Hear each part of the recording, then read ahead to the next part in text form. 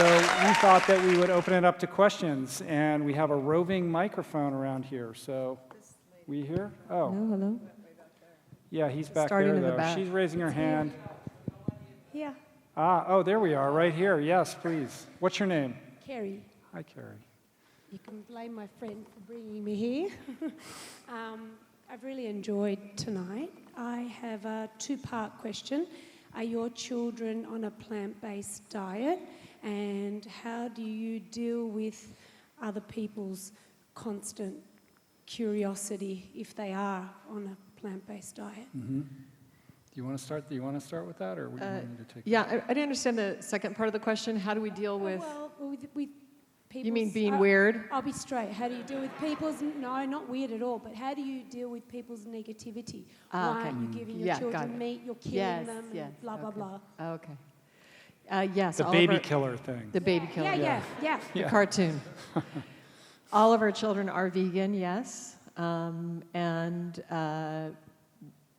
it's been it's been a journey for all of us. We didn't start off, we didn't give birth to a vegan family. Like, that's not exactly how it happened.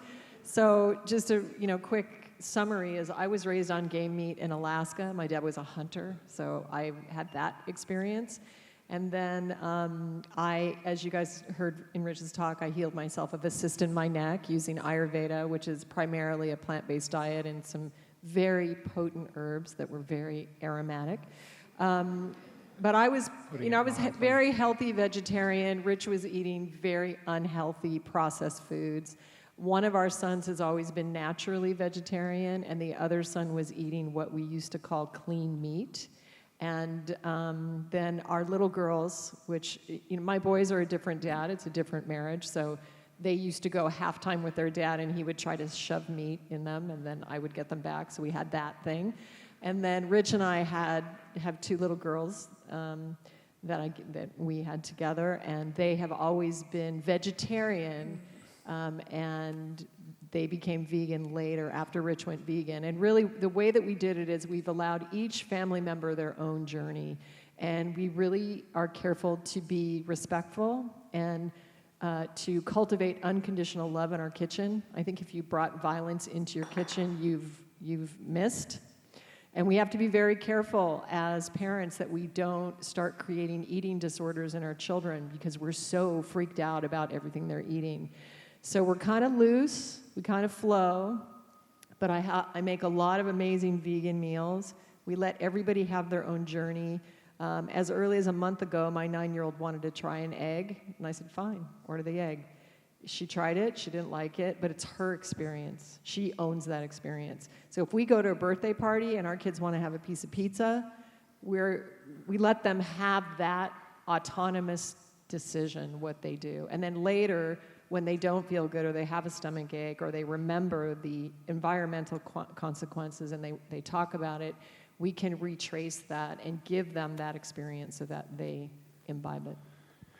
So in other words, we try to not create rigidity around rules about what you can and can't do, because when you do that, you plant a seed for a later rebellion, especially with a young child who then becomes a teenager and there's something to resist against, right? So instead of that, like Julie said, it's about autonomy, but it's also about trying to create and foster and cultivate a meaningful emotional connection to not just food, but where food comes from, why we're eating certain foods and not other foods. So everything is sort of an evolving, organic, to use a pun, food homeschooling experience, from going to the supermarket to the farmer's market to why we're choosing this food and not that food. We bring the kids into every aspect of that equation, and then when we get home, the kids unpack the groceries. We involve them at a very young age in the preparation, especially of the evening meal. So early on, they're learning how to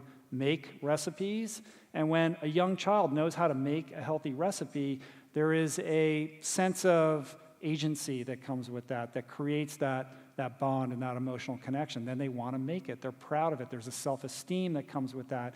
And my feeling is that, and Julie's feeling is that, that creates patterning for long-term success. So it's not about what they're doing in the short term. They want to experiment with an egg or try the chocolate cake at the birthday party. It's what are they doing 20 years from now, right? What is the long-term goal? And trying to set them up for that kind of success and understanding that progress, in order to progress appropriately and responsibly, you have to forsake this idea of perfection, like you're going to have this perfect child that's going to like eat vegan 100% of the time.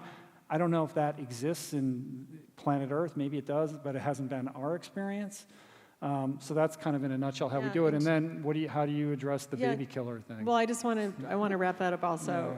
The other thing that I think is really powerful, and it's been kind of my process, is I don't get emotionally involved in my children's likes and dislikes. Like if my child shows up and I've prepared some Brussels sprouts and she says, "Mom, I hate Brussels sprouts." I look at her and I go, "Yeah, I get it. Like, okay, I hear you." And then the next day, there'll be Brussels sprouts on the table. I don't, and I'm not being disrespectful, but I just, I'm listening to her, but I'm not going to change the way that I'm cooking in the kitchen because she doesn't like something. So what I do is I keep making lots of varieties of whole foods, whole plant-based foods. And so what happens is the tribe is just around the experience, and they're all grabbing whatever, and then in a month, she has a full plate of Brussels sprouts, and she's eating it.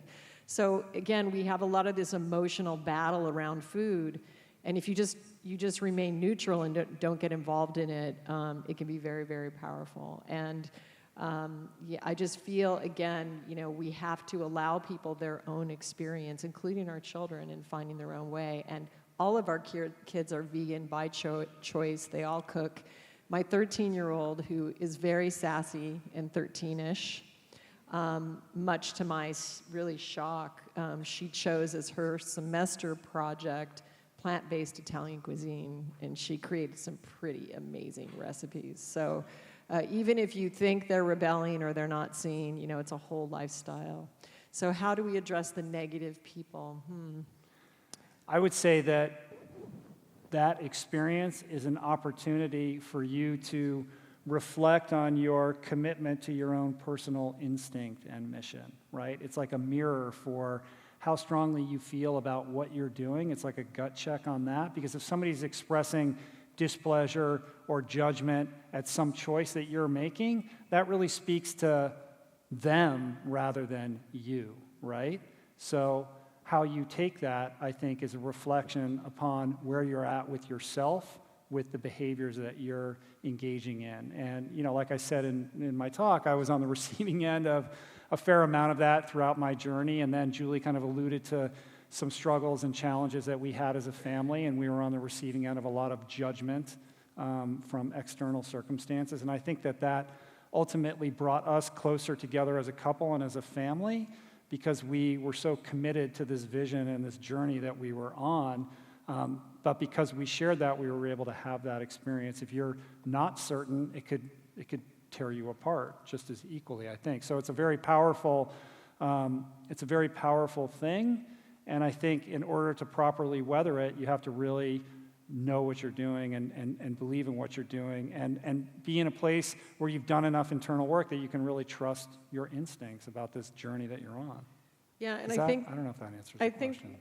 Just to add to Rich, I think, again, we have to remember that our power as beings is in neutral, loving compassion, and everybody has their moment. It's not a battle, and for me, it's not an ism.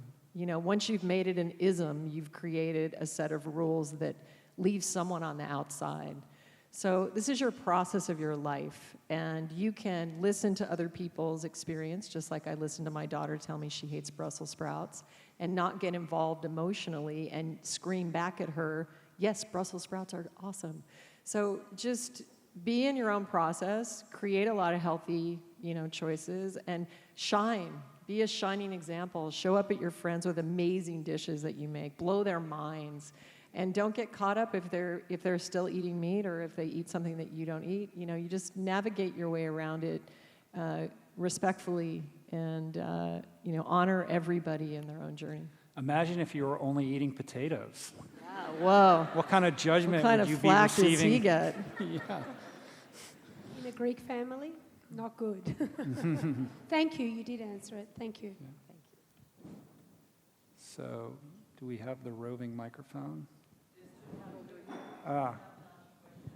Yeah. Hey guys, how's it going? Hi. Oh, here we are. There we go. My question is also in two parts, and it's to Rich primarily. I listened to your podcast, and obviously back when you were a lawyer and you were quite overweight before you got into exercise. Who's kind of the one person that you never thought you'd have on the podcast? Is the first one, and then the second part is where do you get your protein? No, it's not. The second part is when was the kind of tipping point? Obviously, you've built the podcast up over 3 or 4 years. When was the kind of tipping point when you went, oh, this is kind of like a big thing, it's a big deal? Cool, thanks for your question. Well, who did I never think that I would ever be able to have on the podcast? That answer is obvious, SpudFit, of course, right? I don't know, it's a good question. I've had the opportunity to interview and spend time with some pretty remarkable people. I've joked about this before, but the podcast is like the ultimate scam because it gives you this excuse to call up and pester amazing people and convince them to sit down in front of you, and you can hold them hostage for a long period of time and ask them questions, and they willingly oblige. It's unbelievable. So yeah, I've had the opportunity to interview like Ariana Huffington and Steve Case, the founder of AOL, and like Biz Stone, the co-founder of Twitter, like people that have really shaped culture in a very profound way. And those are meaningful experiences to me, but perhaps not the most meaningful of all the guests that I've had. You know, the people that I resonate with the most and have meant the most to me to have on are the anonymous people that are doing amazing things, not necessarily in the public eye. People like Josh LaJohny, who I've had on, and David Carter, who have, basically overcome incredible obstacles to do interesting things for no other reason that they made a commitment to themselves. And I take a lot of joy in being able to put a microphone in front of somebody like that and allow them to share their personal story with a broader audience.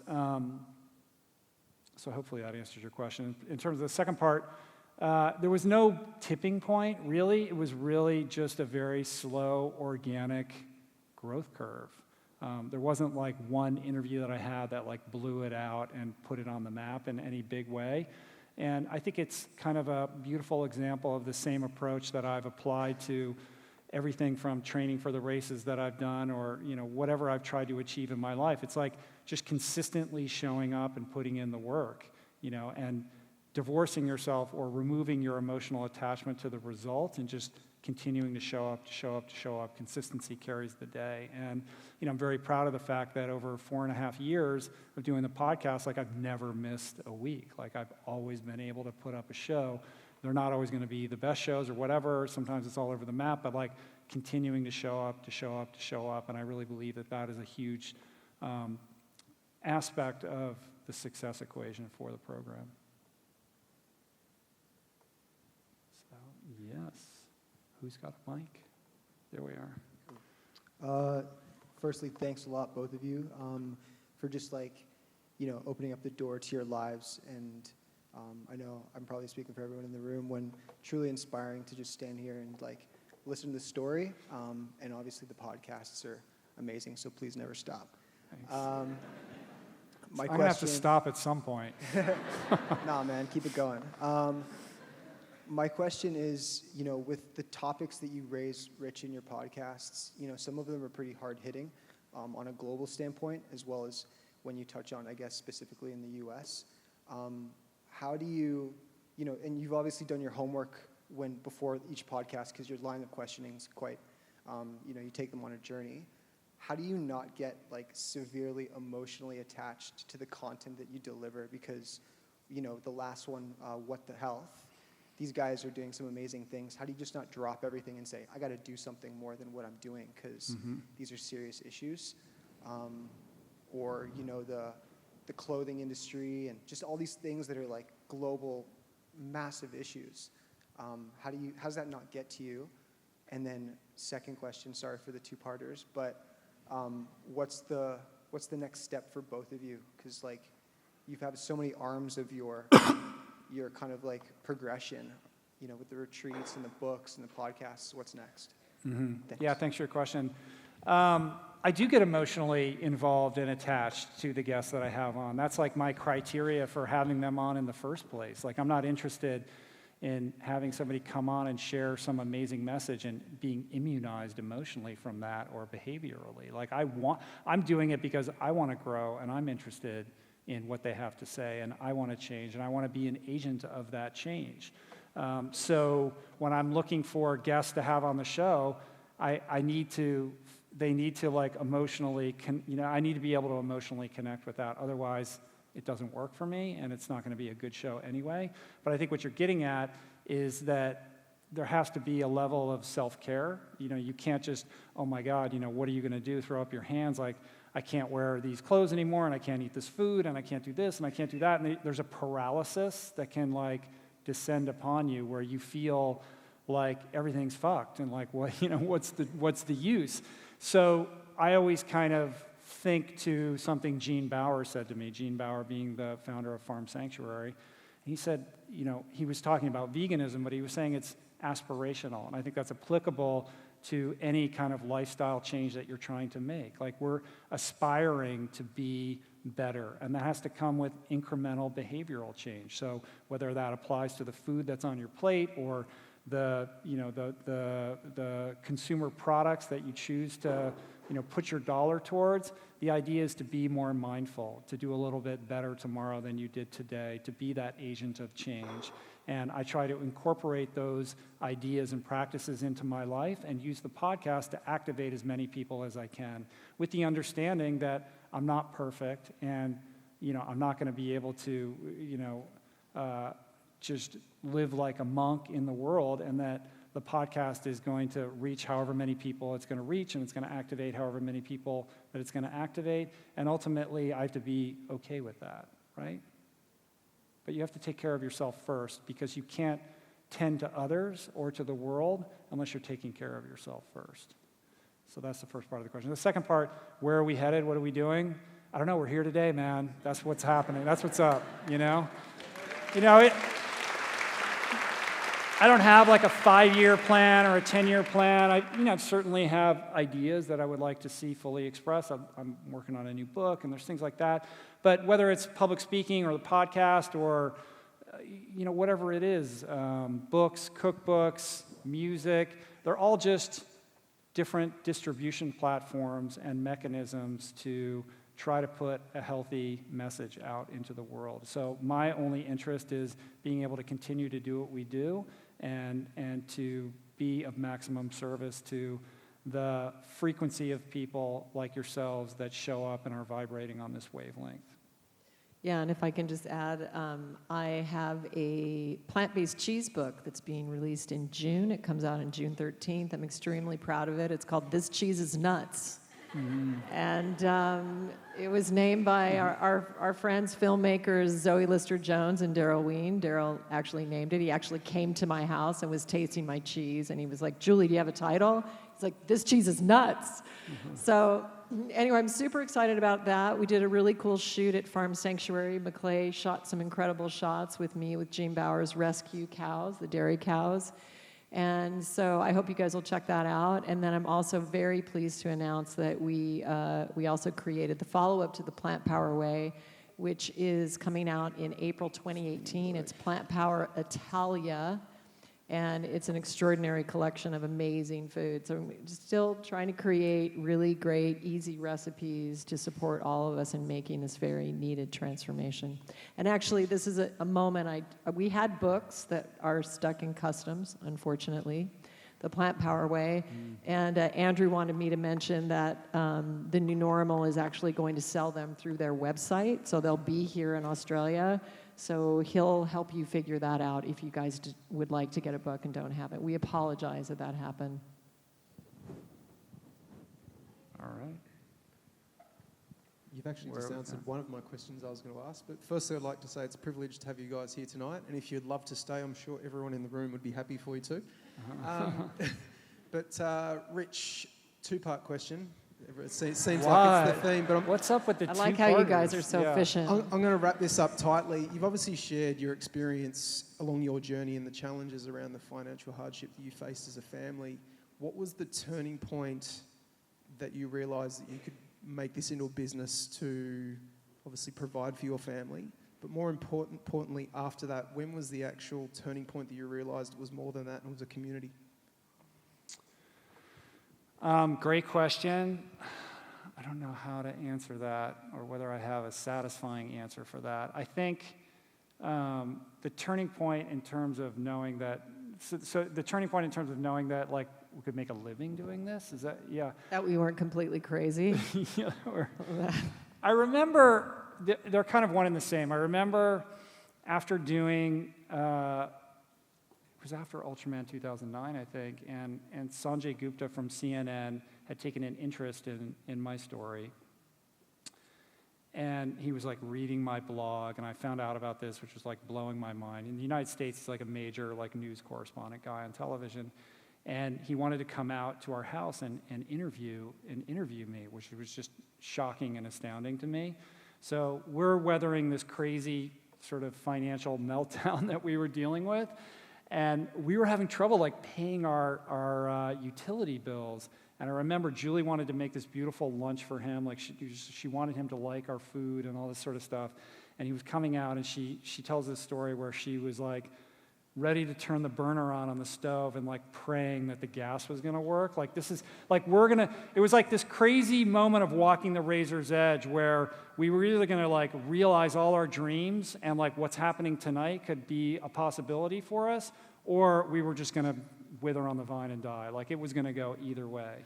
Luckily the gas worked. We were able to make this lunch for Sanjay Gupta, and we had this beautiful experience. But in the moment after that happened and before it aired, we thought, we're going to be on CNN. Like, we should be able to, probably going to be a lot of people coming to our website, so maybe we should have, like, something we can offer people. So I literally didn't sleep for 2 days and created this, like, PDF cookbook with Julie's recipes. I'm like a hack on Photoshop, but I knew enough to, like, get in trouble and put something together that we could at least make available to people.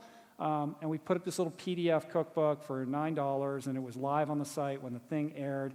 And we got inundated with traffic and emails. And I remember getting so many emails in the wake of that story airing. It was like, CNN let me write a guest blog post for CNN, and it was on the homepage of CNN that day because it was getting so much traffic. And so our whole world like kind of exploded, and I was getting so many emails from people sharing the intimate details of their own personal struggles and stories. And I remember being in the car with Julie, and we were driving down the street, and I was on my phone, and I was reading her some of these, and I just started crying. Like, I couldn't believe that this sort of journey that we were on had suddenly become public, and that it was connecting with people in a certain way. And it was very overwhelming, but it was a moment in which I realized, like, maybe there's a way for us to, carry this message and find a way to do it where we can sustain our family at the same time. And that little PDF that we created ended up like paying our bills for 2 years or something like that. So those kind of two things happened at the same time. Yeah, and also on that same subject is, we had many moments, and I want to say that it seemed like when we were in our darkest moment, because it was a trickle. It didn't like solve everything, but it would be a trickle, right? And then we were still in our complete destruction. So what would happen is we would be like break down in Starbucks crying, like in public from the pressure. And then one of you guys would email us, and you would be like, you changed my life, like you helped me. And you guys don't know it, but at that moment, like God sent you to keep us going because it was so hard. And we didn't know. We were right on this razor's edge. We were like, we're either going to realize all our dreams or we're going to be completely annihilated. And it was right down the middle. There was no clear either way. And it was beautiful because Piatt was one of the first organizations around this time to take interest in Rich. And they invited him to give an award away at their like Academy Awards in LA, and he was going to share the stage with Alec Baldwin. we had no money, and none of Rich's suits from when he was a lawyer fit him. They were like 3 sizes too big. And I called a friend of mine, Ling, who owns Planet Blue in California, and I convinced her to like loan me a dress from the store that I would return. And I tried to fake like I was a stylist to get him a suit, and no one would give me a suit. And we got a check for $650 from Vitamix or something like that. And we spent the entire $650 to get him a proper suit to stand on the stage. It was just these kind of crazy, completely illogical things going on. It was the juxtaposition of having no gas, no utilities, and seeing CNN cameras walking up. Like most of the time we were just like, shit.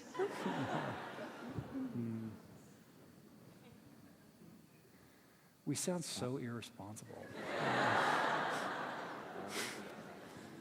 Let's see. Hi, thank you for your openness and honesty, especially today as well. 2 parts. Firstly is, especially on the vegan diet, you find that sometimes you'll have a hell of a lot of energy and you can do whatever you want to do. And sometimes you find as though maybe it's pulling back a little bit, or you don't quite have that same pull towards everything which you need to get through to. So the first part of it is, how do you push through those times and keep on a particular regimen, or keep yourself active when it slows down? Because naturally you've had to have done that as an endurance athlete. And the second aspect is with regards to doing exercise together, because obviously you're at 2 very different fitness levels. How do you keep encouraging each other to sort of push each other to where your own limits are, as opposed to where the higher one is, so to speak? Thank you.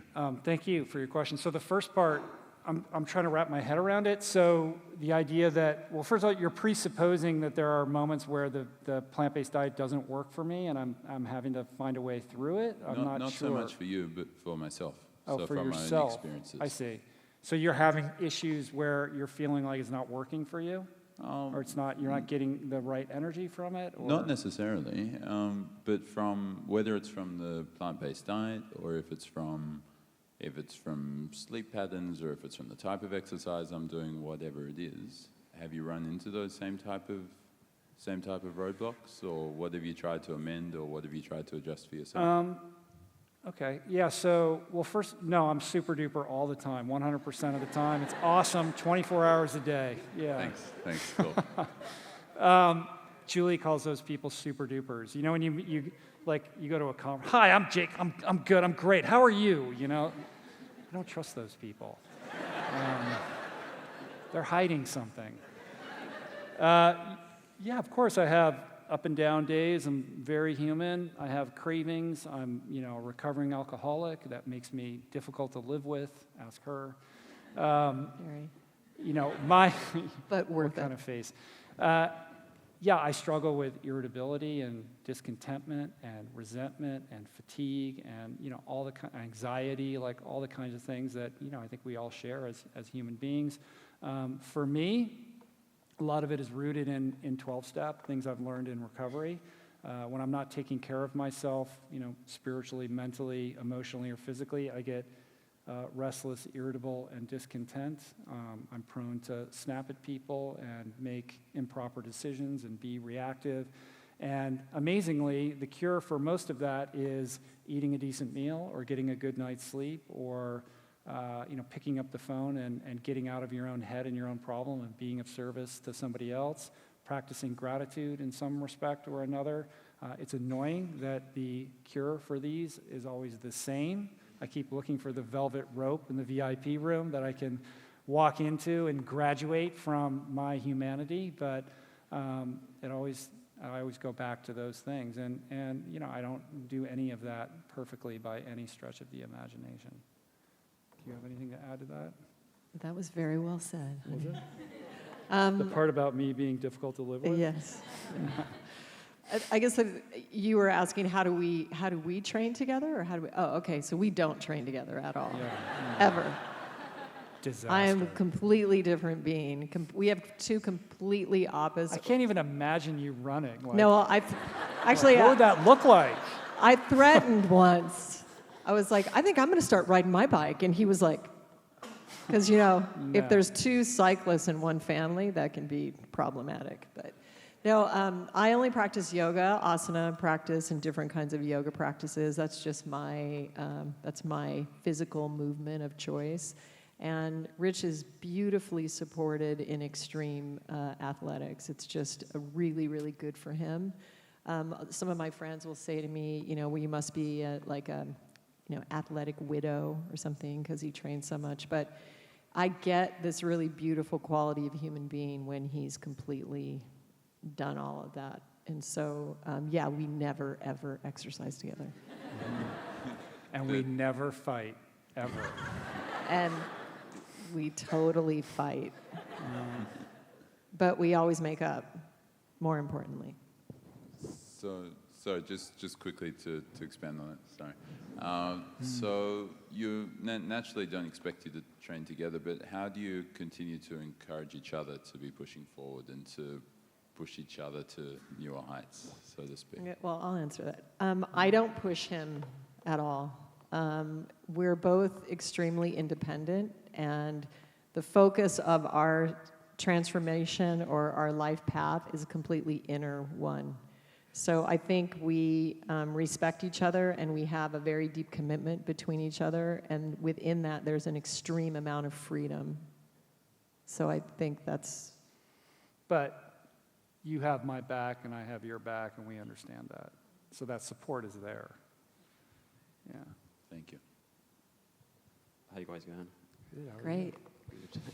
So I turned vegan just over a year ago, and then I researched it, and I obviously found your podcast, which gave me loads of tools, and I've really found it really, really great.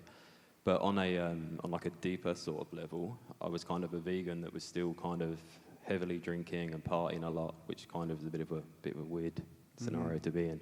So I just wanted to personally thank you both, because I've listened to your podcast, especially the one with Mishka Shabali. And I kind of felt that I didn't need to kind of live my life to reach a real kind of bottom.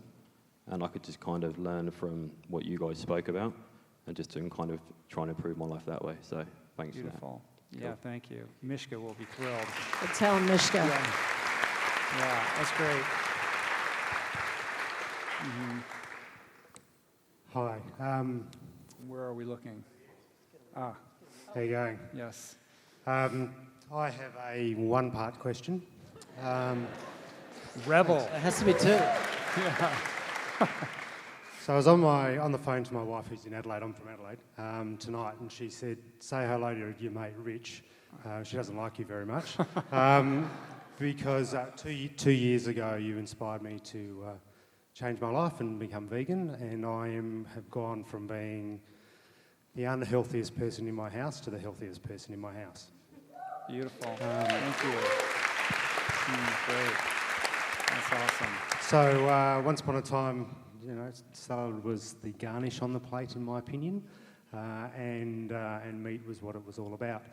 This is really a question for you, Julie. So I am now, looking at my wife, who's a relatively healthy eater by normal standards, but wishing she was, where I am today. And I imagine you must have gone through that journey with Rich.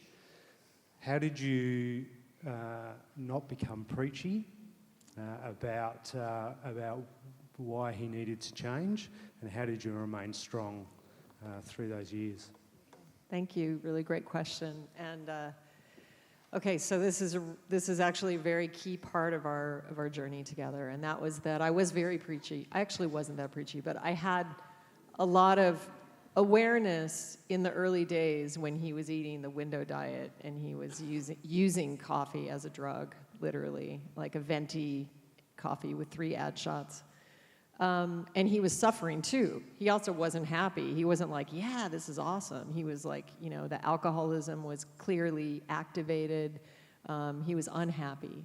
So for many years, I felt that I knew how to help him, and I would try to reach to him.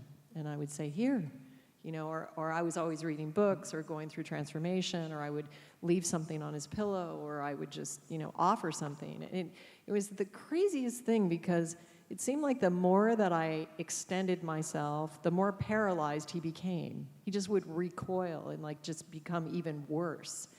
And so it was a tricky thing that eluded me for many years. I wasn't that fast of a learner because I think it took 7 years of me banging my head against the wall.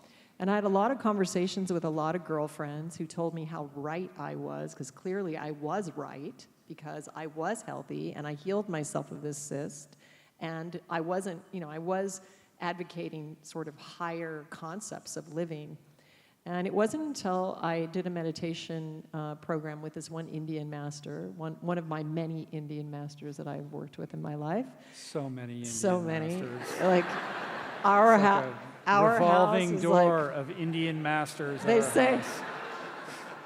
they say about me, she left no rock unturned. So if you have any spiritual questions, just come ask me. But anyway, he proposed to me the concept of human love versus divine love. And he said human love is simply a business relationship, right? We say, I love you if you do these things. And then if you don't do these things, then I'm leaving you, basically. So in contrast to divine love is like the sun. It simply shines on every part of creation, non-discriminatory, just because.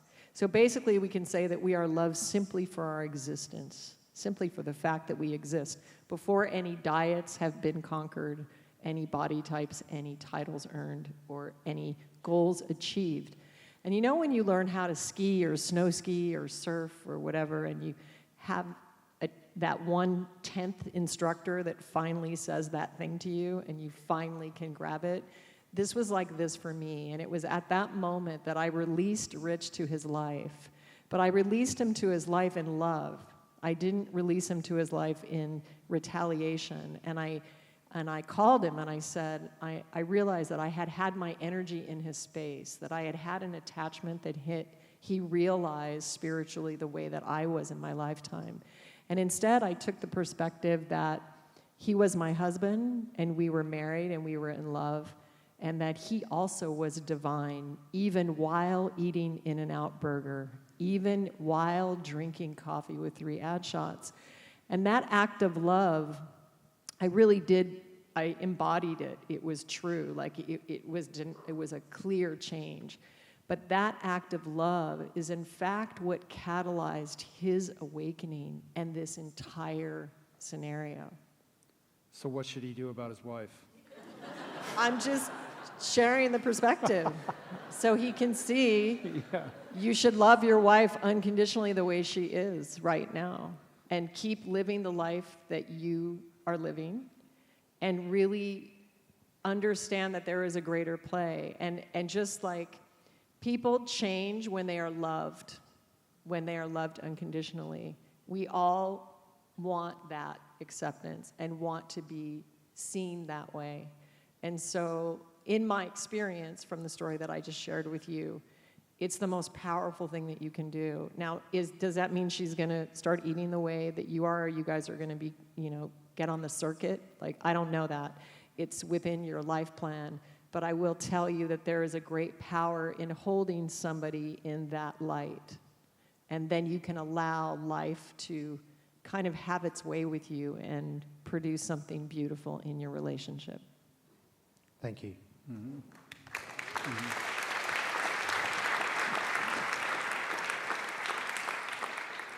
I found out about your books from Amazon, and I've got probably too many questions. I'm vegan curious, B12, vitamin B12 supplementation, do you need to take any supplements to have a satisfactory diet?